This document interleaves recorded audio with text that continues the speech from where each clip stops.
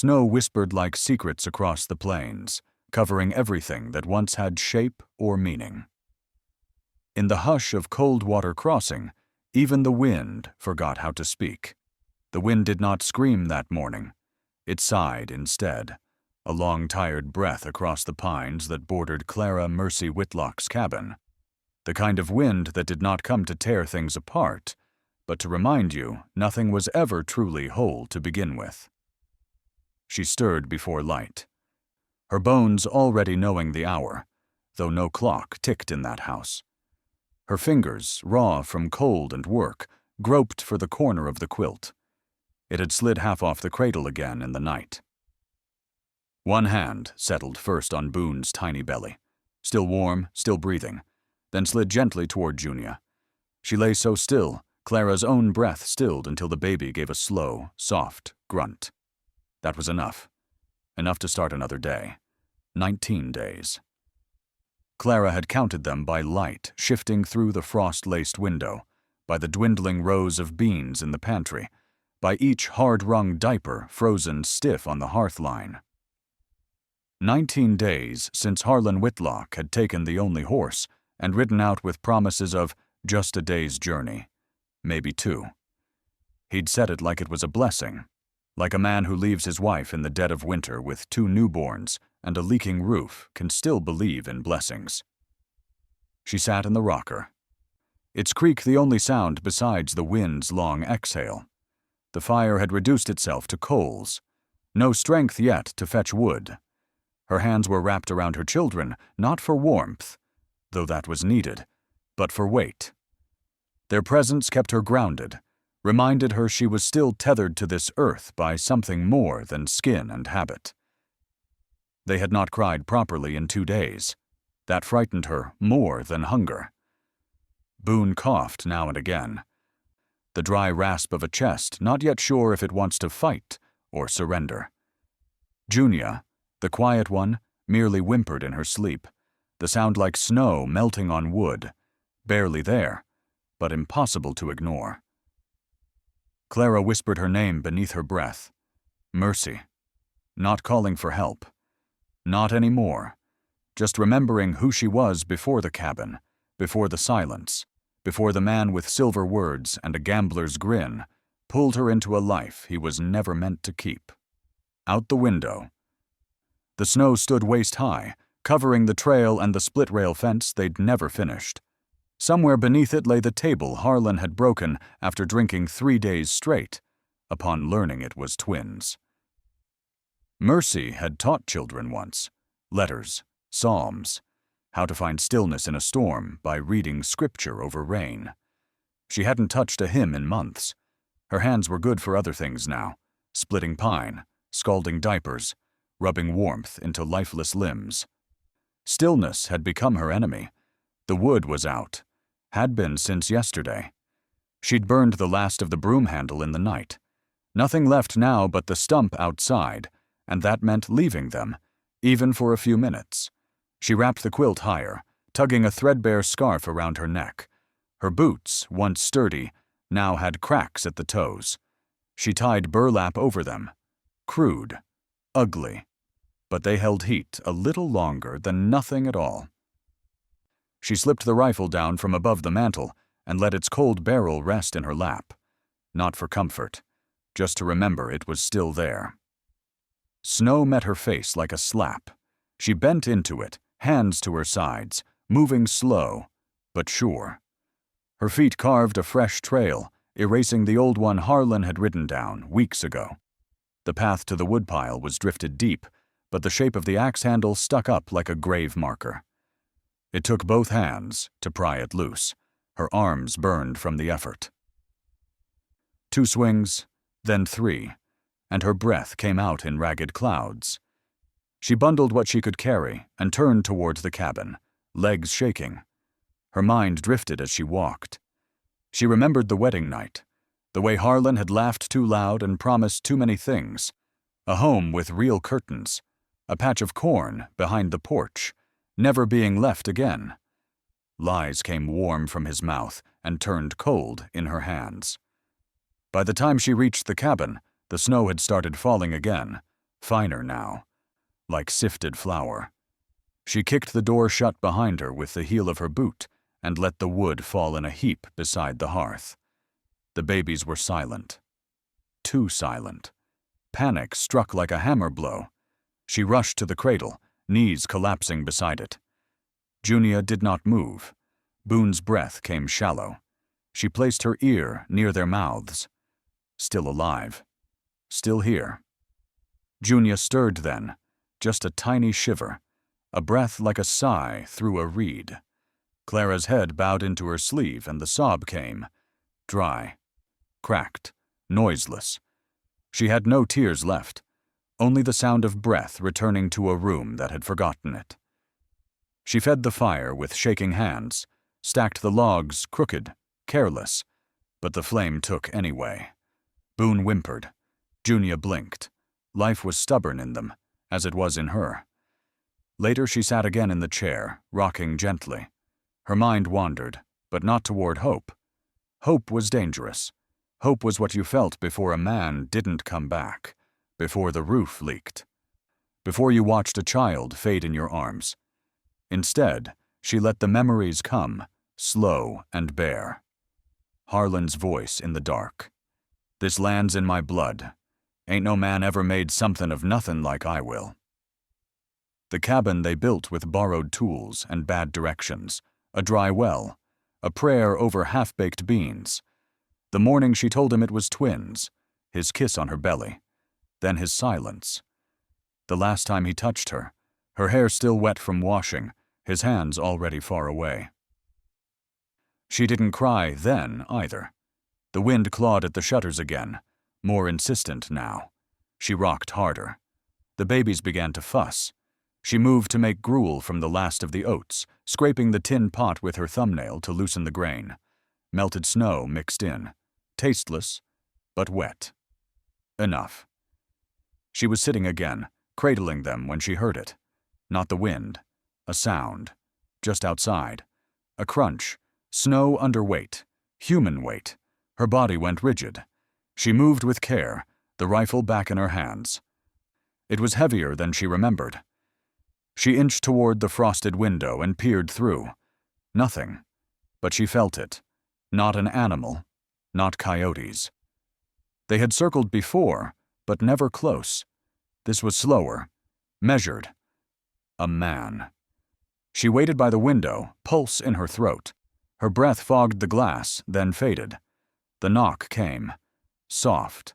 Like a mistake. Then another. She edged toward the door, rifle ready. Her hand trembled as she pulled it open just a crack. He stood in the snow. Tall. Shoulders dusted white. Beard iced over. Eyes like dusk. Blue mixed with gray. Unreadable. A mule stood behind him, tied off to a broken post. It didn't stamp or snort. Just waited. He didn't speak. Just looked at her. Not with pity. Not with need. With something else. She didn't lower the rifle. He reached down and set a small burlap sack at the edge of the porch, then stepped backward, slow, respectful. Then he turned and walked away. She watched until his shape dissolved into falling snow. Only when the wind closed the trail behind him did she move. She dragged the sack inside, knelt by the fire, and opened it. Oats, dried apple slices, a square of clean flannel. No note, no name, just the weight of kindness wrapped in burlap. She sat down again in the rocker. The fire cracked louder now, fed on real wood. Boone stirred. Junia shifted. She pulled them both close, rocked once, twice, then again, and again. The snow kept falling, but this time, it seemed to land just a little softer. Inside the sack, oats, dried apple, a clean cloth, and no note. Clara stares at the closed door, breathless.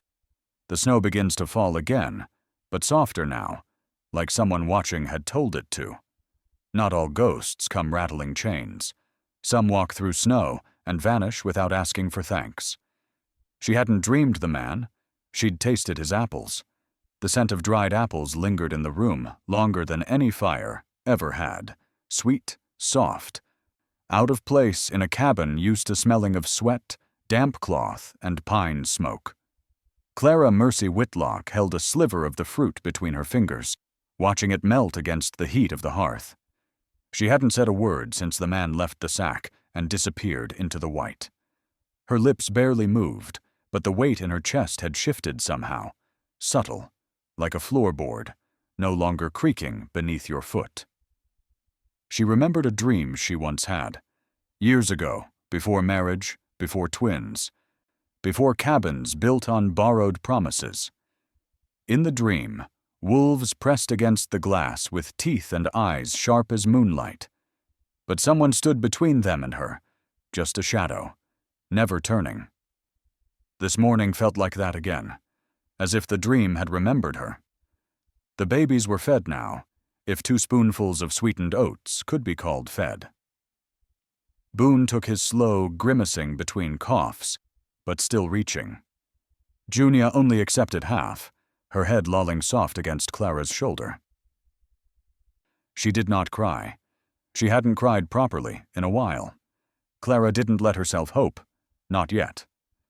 The West was full of stories that started with kindness and ended with the sound of gunfire or boots riding away. Still, she moved easier through the room, as if someone had shifted a beam that threatened to fall. Outside, the storm had not quit, but it paused now and then, letting in the sound of melting snow dripping from the corner of the roof. She marked the rhythm of it. Time wasn't counted by hours anymore, or even days. It was measured in how long the babies slept, in how long it took a pot to warm over embers, in how long since she'd last heard a human voice. She had not heard his. The sack still lay folded by the fire. She had meant to burn it, but didn't. Something about its frayed seams made her pause, like it had been stitched with care by someone who had nothing to spare. Later that afternoon, Clara stepped onto the porch. The wind met her with less bite this time, more like a warning than a punishment. She scanned the clearing. No mule, no man. No trace but her own footprints from the woodpile, already half filled with snow. She left a strip of cornbread, barely more than crust, in a wooden bowl near the stump. Then she returned inside without looking back. In the morning, it was gone. So was the bowl. There was no note, no sound, just absence. And still, something in her chest warmed like the embers she coaxed alive each dawn. On the 3rd day, she saw the tracks. Not fresh, but not old either. A mule's hoof, a man's boot. She traced them with her eyes from the far edge of the trees, where the slope dipped toward Widow's Rim. They led only partway across the clearing, then vanished where the wind had swept clean. That night, Boone coughed harder. Junia stirred, but remained quiet. Clara sang to them, songs from the old church school. Lay me down where lilies grow, keep the stars above my brow. Her voice cracked midway. She sang anyway. The next morning she stepped outside again. The bowl was back. This time it held a small twist of cloth. Inside, jerky, tough, salt-cured, and matches, real ones, dry. Beneath it all, a palmful of cornmeal, neatly tied in oiled paper. She looked to the trees again. Nothing. But she felt it. Not hunted. Not watched like prey. Witnessed. Inside, the children stirred. Boone blinked and reached for her. Junia sucked on her fist. Clara prepared a thin broth and gave thanks beneath her breath. Not to God, perhaps, but to the fire, to the wood, to the unseen mule's breath in the snow. That evening, she left a blanket, stitched from scraps, by the door. No note, no promise, just something soft for someone who had walked this far for strangers. In the night, the wind howled again, not angry this time, just cold. Clara banked the fire high and slept with her back to the cradle. The rifle leaned beside her. She did not dream. On the 4th morning, she opened the door and found him there. He didn't knock. He didn't speak.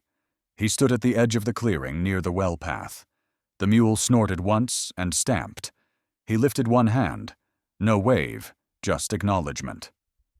She stepped forward, pulling her coat tight. "I don't have anything to trade," she said. Her voice sounded thin against the snow. The man, tall, square-shouldered, beard trimmed rough against pale skin, reached into his coat and pulled out another bundle, cloth-wrapped, tied with cord. "No trade," he said. He placed it on the ground and backed away. Clara stared at him. His eyes were steady, not warm, but not hard either. Tired. The kind of tired a man carries when he's learned to survive past his own story. "Then why?" she asked. He looked at her for a long moment. The wind tugged at his coat, but he didn't shiver. "You've got youngs," he said finally. "Didn't seem right." Then he turned and walked away. She waited until the trees took him before she gathered the bundle. Inside, jerky, matches, dried corn, a square of linen folded with care. She felt the texture of it in her hands, thick-threaded, the kind used for drying dishes or bundling herbs. She fed the children that night with broth from the corn. Boone stirred more often now. Junia's fingers twitched. She rocked them as the fire crackled louder than usual. She whispered nonsense into their hair. Something about stars, about rivers, about mules with patient eyes. Her voice no longer cracked. It carried, soft but clear, to the walls of the room and back again. The next morning, Clara stepped outside before the sun fully rose. She found new footprints near the edge of the pines. They did not lead to her door. They curved, watched, and circled back. He had slept nearby. She hadn't heard him.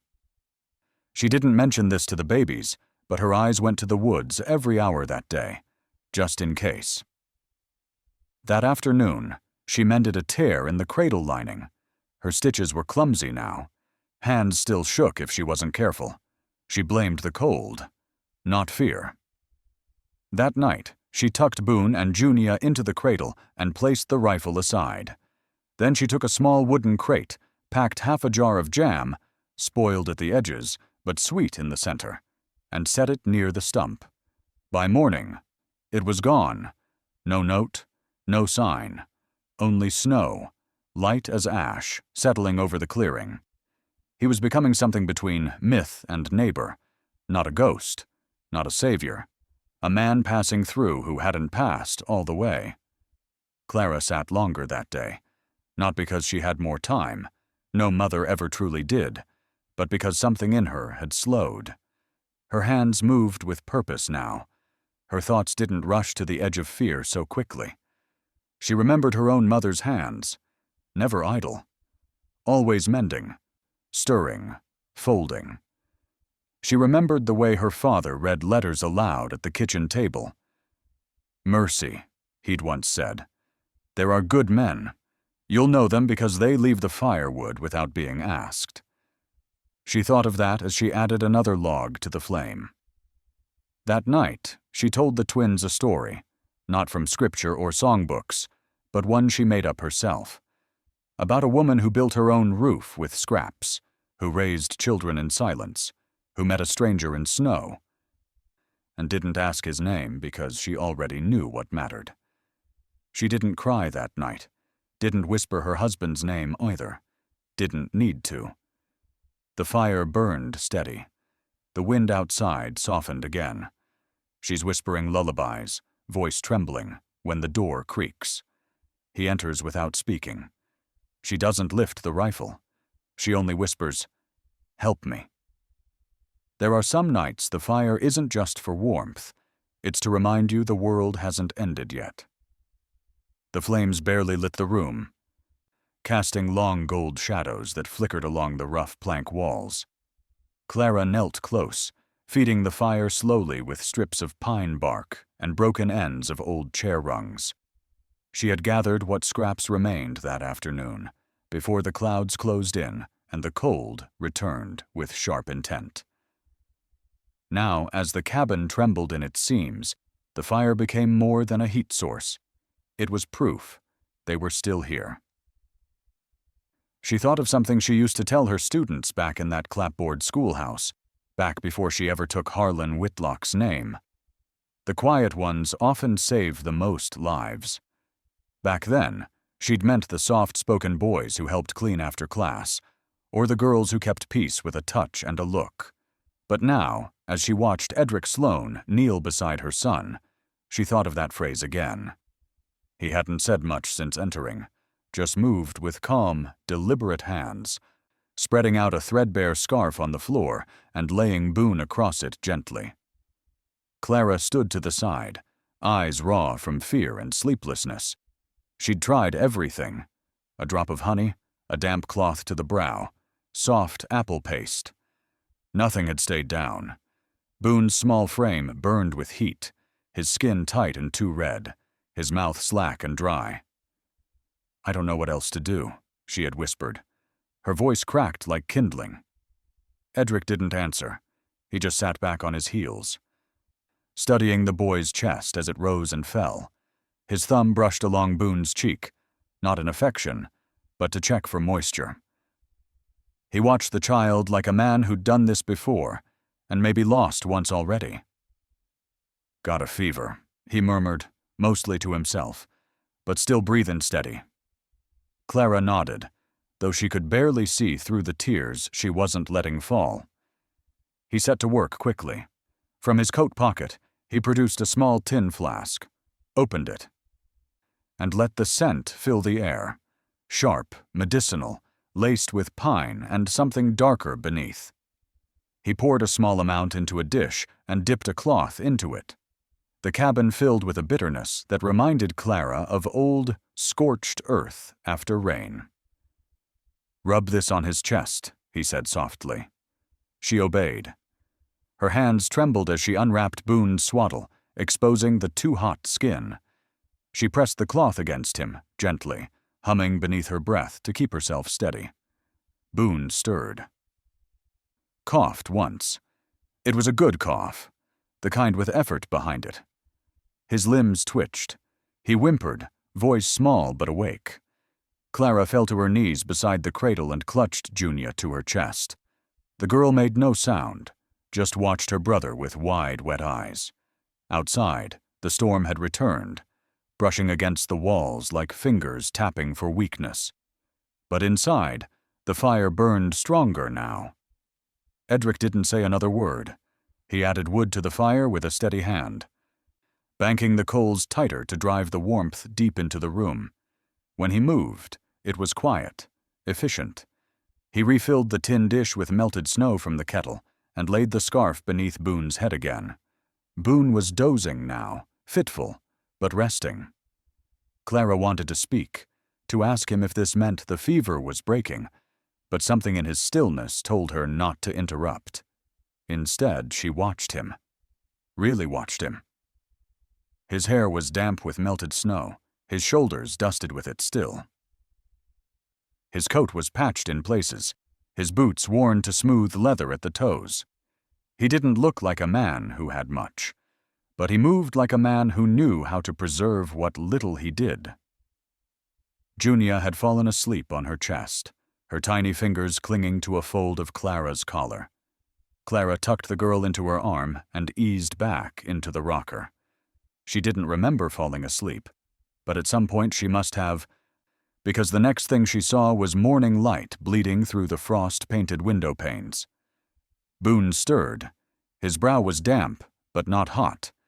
His mouth opened in a quiet yawn. Clara pressed the back of her hand to his forehead. Cool. Blessedly cool. She gasped, once. A sound somewhere between laughter and grief. Edric was still seated near the fire, elbows resting on his knees, eyes fixed on the coals. He hadn't slept. "You stayed," she said, voice hoarse. He turned only slightly. Gave a small nod. "I reckon I wasn't finished," he said. She looked at him, at the man who had arrived without a name, who had left kindness in sacks and now fire in her hearth. "I don't know what to say," she admitted. "You said enough," he replied. "You opened the door." They sat there in silence for some time, the only sound the soft crackle of pine and the faint wheeze of Boone's breath, now easy and natural. As the light warmed, Clara rose to check the sack he had brought the night before. It held more than medicine. There were 3 thin strips of dried rabbit, a pinch of salt in paper, and a single square of coarse fabric embroidered with the outline of a tree. She looked at it longer than she meant to. "I don't suppose you stitched this," she said. He looked over, faint smile at the corner of his lips. "Came with a shirt I bartered. Woman said it was her mother's design. I kept it.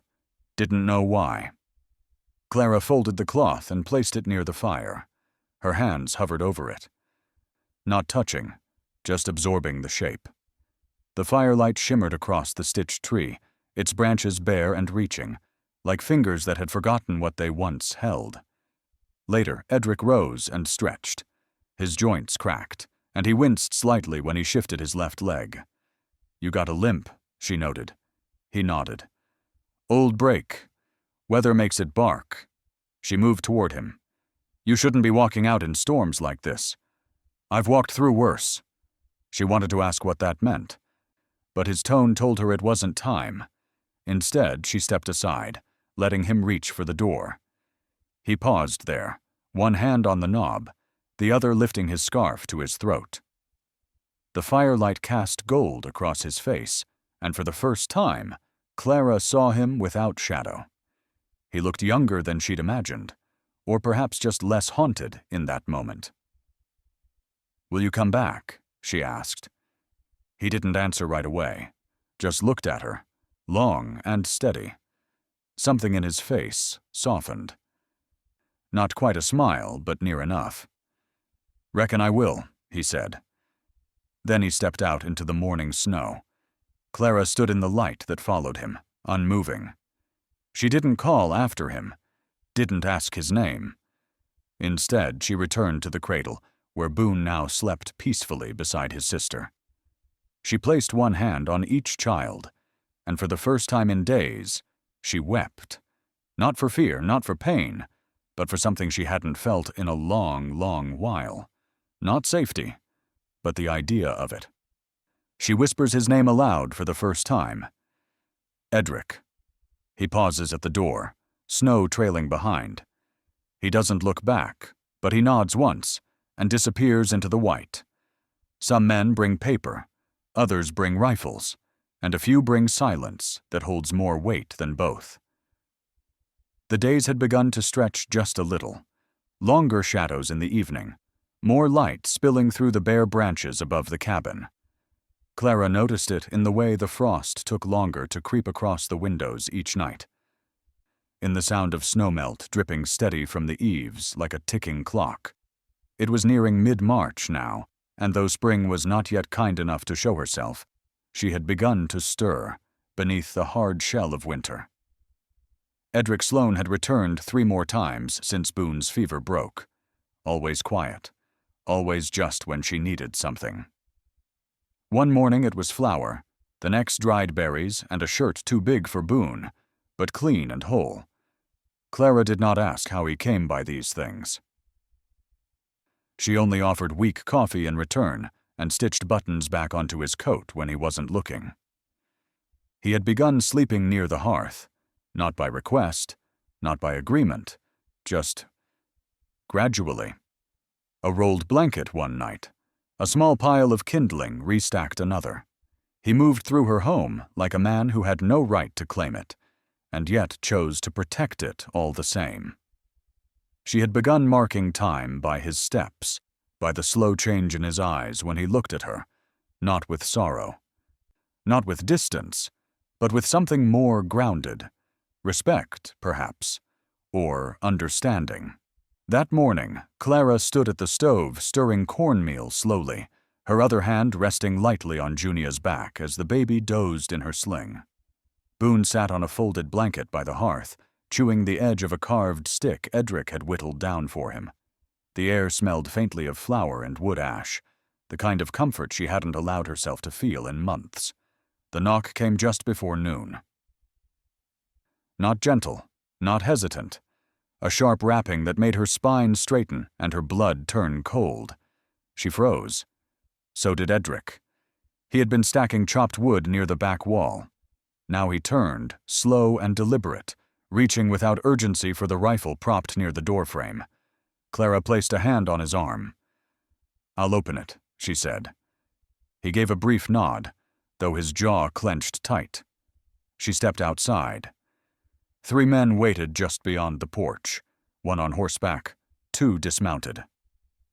The lead rider sat tall in his saddle, a gray-streaked beard bristling above a too-confident grin. His coat bore a brass star pinned crookedly on one side. Behind him stood a younger man, lean, sharp-eyed, with a long rifle slung casually across his back. And another man she recognized immediately, Malachi Breeden. His boots were newer than last time, his hat tilted back to reveal a face that hadn't seen honest work in years, but bore the shine of someone used to being obeyed. Clara didn't blink. The man with the badge stepped forward. "Ma'am," he drawled, glancing over her shoulder toward the open door. "Name's Marshal Cyrus Dell, Montgomery Parish. I'm here on legal business. This here's Mr. Breeden. Says he's come to reclaim family property." Clara's hand tightened on the doorframe. "This is my home," she said evenly. "My children's home." Malachi scoffed. "Funny. Harlan said the same when he signed the claim. Said he'd be back before thaw. Guess he forgot to mention you were squatting here." "Harlan's gone," Clara replied. "Rode out in January. Never came back. That don't make it yours." The marshal lifted a folded paper from his coat. "Property of Harlan Whitlock," he read aloud. "Filed 1,884. No updates. No tax paid in over 2 years." "No seal," Clara said quickly. "County clerk never signed it." The marshal raised his eyebrows, surprised. She stepped forward now, leaving the door open behind her. "He abandoned it. And me. That's recognized under territorial law. You got proof of that, ma'am? I have children who've been fed on snow and oats for 2 months. I have hands that cracked feeding them. I have a name, Clara Mercy Whitlock, and this place was built with my blood, not his." Malachi spat into the snow. "He said he'd be back. Told me so himself. He was family." "Then you can bury him if he ever returns," she snapped. "But this land's not yours." Behind her, Edric stepped out.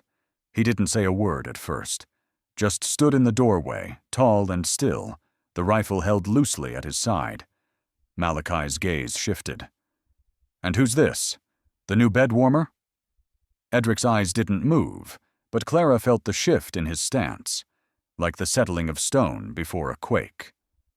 "I'm the one who will bury you if you try to take what ain't yours," he said calmly. The marshal raised a hand. "Now, let's not jump." No call for threats. "Not a threat," Edric replied. "Just a fact." The air turned razor sharp. The young man with the rifle shifted uneasily. His eyes flicked between the two and then to the cabin, as if realizing the warmth behind its walls wasn't just from the fire. The marshal unfolded the paper again, squinting. No seal. No update. No tax. No witness. Looks mighty thin to me, Malachi. "It's family land," Malachi growled. "You gonna side with a stray woman and her gunman?" The marshal sighed. "I'm siding with the law." Then to Clara. "You stay put. I'll file a delay on this claim. You'll be sent notice if a court's called." Malachi's face twisted. "You're making a mistake." "No," Clara said coldly. "You did. When you thought I was alone." The young rifleman turned his horse first. The marshal followed, boot scraping snow as he mounted. Malachi lingered. His eyes burned across the porch, then at Edric, then back to Clara. He spat again, this time closer. "This ain't over." Clara didn't flinch, didn't blink. Edric stepped up beside her, silent as breath. Malachi turns on his horse, spits into the dirt, and says, "This ain't over." Clara steps beside Edric, heart thudding, and whispers, "Neither am I." The storm had passed, but the silence that followed was louder than any thunder. It had been 3 days since Malachi Breeden rode off, his threats trailing behind him like dust from a dying wagon trail. Clara could still feel the echo of his voice in the yard, but it no longer curled inside her like smoke. The snow continued to melt slowly, revealing the gnarled roots of frozen shrubs and the warped tips of fence posts, reminders that the land beneath was still there, just waiting. That morning, she found Edric humming. She had risen early to feed Junia, the dawn barely coloring the sky beyond the window panes, and there he was by the door, his back to her, fixing the latch that had grown loose again. The tune was low, tuneless, a half-forgotten melody spoken more in breath than voice. It stopped the moment he realized she was near. "I used to sing," he said quietly, not turning around, "back when my girl was little. Mostly to put her to sleep." Clara said nothing at first, just watched him, the shape of him framed in that gentle light. His voice had surprised her, not because it broke the quiet, but because it hadn't broken her, not this time. She had heard that kind of humming before in another life, back when things were made of softer hours. She must have felt safe, she finally said. He nodded once as if to agree, or maybe to bury the rest of it. Later that morning, while Junia napped and Boone crawled between blankets on the floor, Clara sat at the old table with her journal open, a pencil stub in hand. The pages were frayed at the corners, curling like old leaves. But the spine still held. She hadn't written since the week after the twins were born. That entry had ended with a single sentence. He said he'd be back before supper. Now she wrote about snow, about apple slices in burlap sacks, about pine wood hands steadying her son's chest. She wrote Edric's name. He didn't ask what she was doing when he walked in carrying a bundle of kindling. He just glanced once at the page, and then moved to the hearth. "Writing it all down?" he asked. "I have to," she said. "Someone has to remember it right." Boone babbled beside the rocker, slapping the floor with both palms. Edric smiled faintly at the sound. "I'll fetch more wood before the sun breaks high," he said. "I'll have coffee when you get back. Weak, but warm." He gave her a nod that meant yes, and stepped outside. In his absence, Clara finished the page, then folded the book shut. Her fingers lingered on the cover as if sealing a wound. She placed it beside the cradle. Beside the carved wooden cradle Edric had whittled, and left without a word. It was smooth as river stone and shaped by care. It hadn't been meant to hold anything, but now it held meaning. When Edric returned, he brought more than wood. He also carried an old saddlebag stitched in places with red thread. From it, he pulled a pouch of salt, a hard wedge of cheese wrapped in cloth, and a single root of wild onion. Clara took each item as if handling precious stones. "You trade for all this?" she asked. He shrugged. "Ain't much call for rifles out past Dry Creek Station right now. Man was willing to part with it for one good knife and an extra set of boots I don't wear." "You always give more than you take," she said. "Not always," he said, but didn't explain. That night they ate stew made from wild onion and biscuit flour. Boone smeared cheese across his chin. Junia slept soundly for the first time in a full day. The fire crackled, warm and close. When the children were asleep, Clara cleared 2 tin mugs from the table. Edric sat near the hearth, oil lamp casting amber light over his hands. She crossed the room and sat beside him, her knees brushing his. The silence stretched between them, not tense, but waiting. "Did you have a child?" she asked. He didn't answer right away. His eyes stayed fixed on the fire, watching the logs split and settle. "I did," he said. She waited. The silence deepened. "River swelled," he said at last. "Came fast. Wasn't supposed to rain that much. I was fixing fence. They were in the house." Clara's throat tightened. "My wife and little girl," he added. "I came back too late." He still didn't look at her, but his jaw shifted, like he was holding back something older than sorrow. "I'm so sorry," she whispered. "Ain't your sorrow to carry. But it matters." The words sat between them, bare and true. The fire popped gently. A log split, sending sparks up into the chimney. "I ain't been in a home since," he said.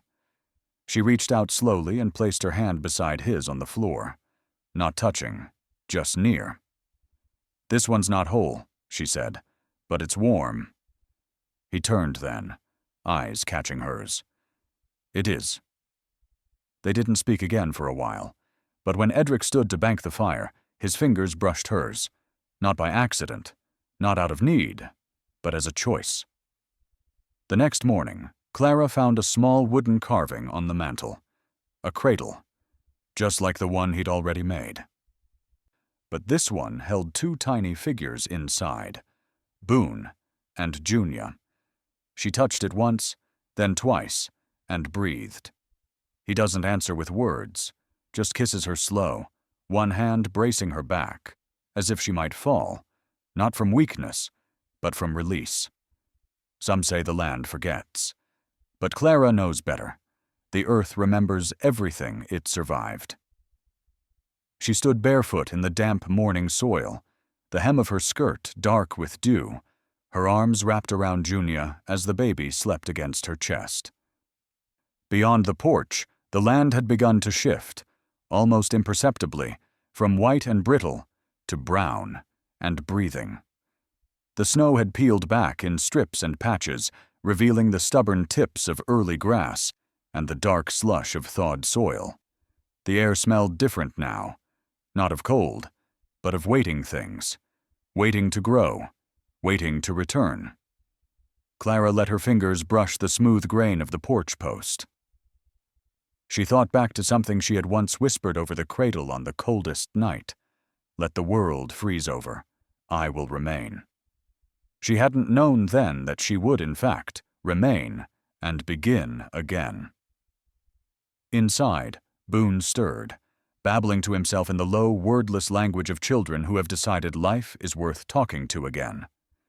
She could hear Edric moving about, quiet steps, deliberate, familiar, not like a visitor anymore. He was feeding the stove, likely straightening the firewood stack for the third time that week, or folding the cloth diapers she had washed the day before. She no longer needed to ask what he was doing. It had become his rhythm, too. By late morning, Edric had finished reinforcing the barn door. The old hinges had rusted badly during the storm, and he had hammered new nails into the frame, sealing the wood with tar cloth he'd traded from a passing rancher. Clara watched from the garden bed, where she'd begun turning over the earth with a hand hoe, her shawl tucked tight around her shoulders, a sprig of dried lavender tied into her braid. "You planning to plant today?"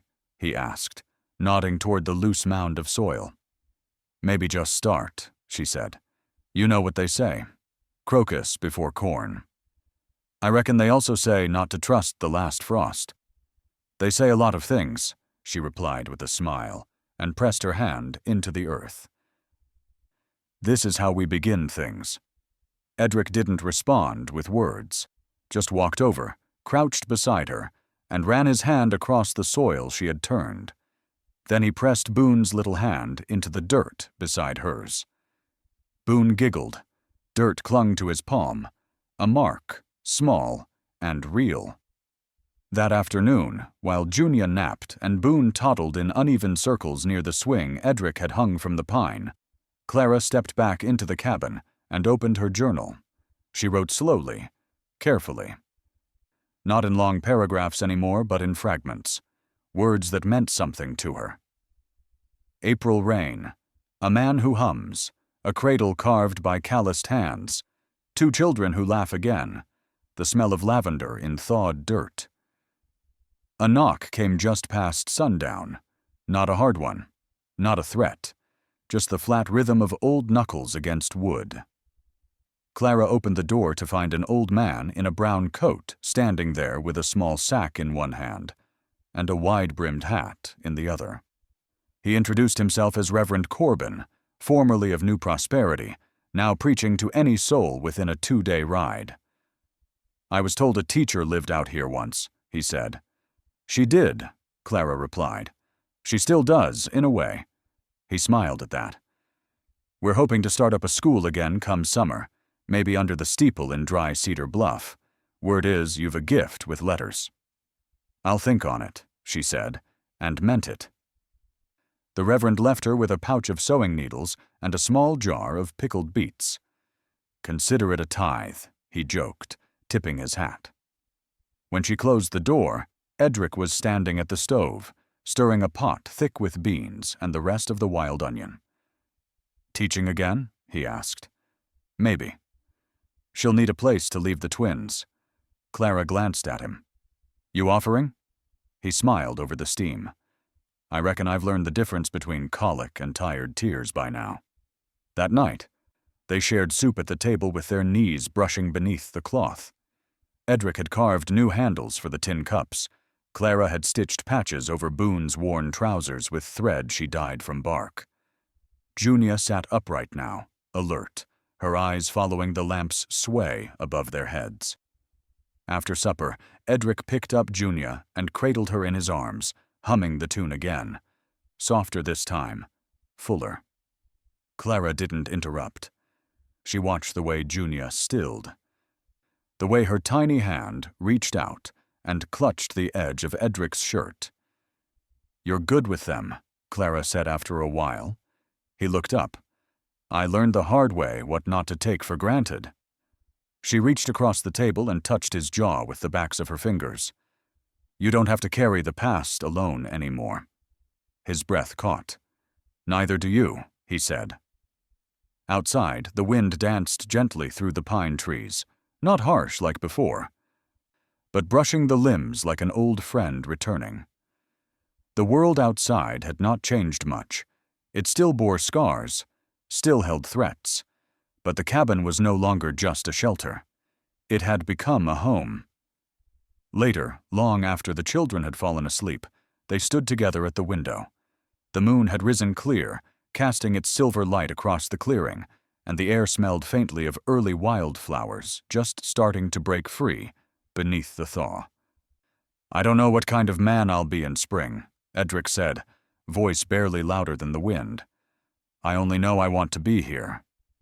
Clara turned to him fully, her shawl loose over her shoulders, her eyes bright with something more than reflection. "You already are." They stood there in silence, their foreheads resting gently together. There was no need for more words. Not now. The next morning, Clara opened the shutters to birdsong, sharp, eager, irrepressible. The swing swayed gently from its pine post, and the faint green of new leaves shimmered in the breeze. She stepped outside, barefoot again, Junia against her chest, and Edric followed with Boone in his arms. They stood together at the edge of the clearing, the cabin behind them, solid and unchanged, and yet transformed. Not just a place carved from wood and stone, but from memory, and firelight, and hands that chose to remain. The wind carried the scent of lilac and leather. Inside, the cradle creaked gently. And in that quiet place, carved from snow and silence, something warm had taken root, and stayed. The wind never really left Coldwater Crossing. It simply changed the way it touched the trees, no longer howling but humming low, like an old hymn remembered by the land itself. You could still hear it brushing through the pines, sliding past the cabin's eaves. Slipping quiet over the porch rail Clara once leaned against with a child in her arms, and the weight of silence behind her. Somewhere out in that clearing, the cradle still creaked, not from sorrow, but from life pressing forward with small breaths and stubborn hearts. The swing sways now and then, even without wind, as if some invisible child still takes flight under the watchful gaze of tall pines and stitched clouds. The earth beneath the house has thawed, warmed by footprints that chose to stay, by stories that refuse to be buried beneath snow or paper or law. If you close your eyes, you might still hear the faint scraping of a knife carving something simple and honest into soft pine. Maybe a cradle, maybe just a piece of something that won't be forgotten. There's the scent of lilacs now, carried on the breeze like a message written without ink, understood only by those who've known waiting and winter.